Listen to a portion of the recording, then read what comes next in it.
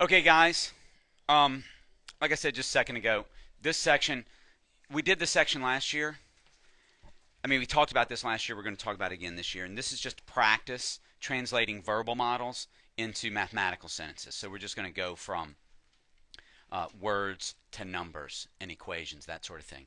So example number 1 says, translate each phrase into a variable expression. Now, first thing I know is this. If it says expression, then it's not an equation.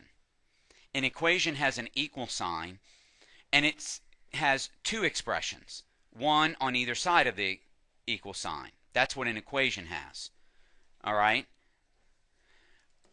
But if it says translate the equation, then, the expression, then I'm not going to have an equal sign. All right? So now I'm looking at this first one. It says 3 less than half of x. 3 less than half of x. You know what? I like to think of writing a verbal model using PEMDAS as well.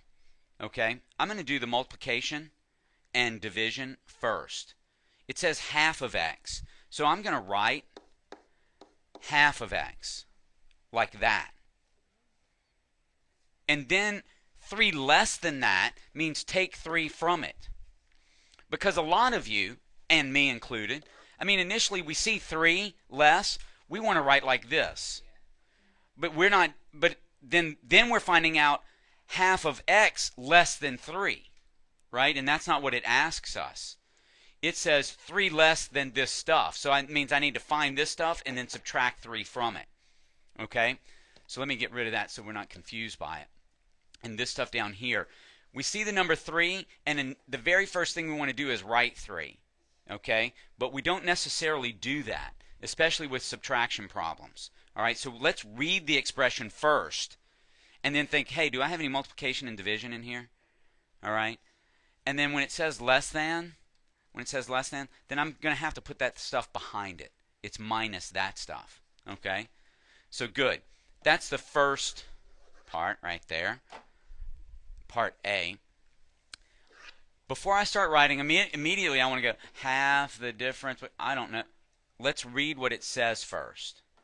Half the difference between x and 3. All right, Tara, which part would you want to write first? Yeah, it's almost like it's a grouping symbol, the difference between x and 3, because we want half of that. So I need to say x minus 3, because the difference means subtraction, right? Okay, so I need to find out that difference, and that's in a grouping symbol, and then I want half of it.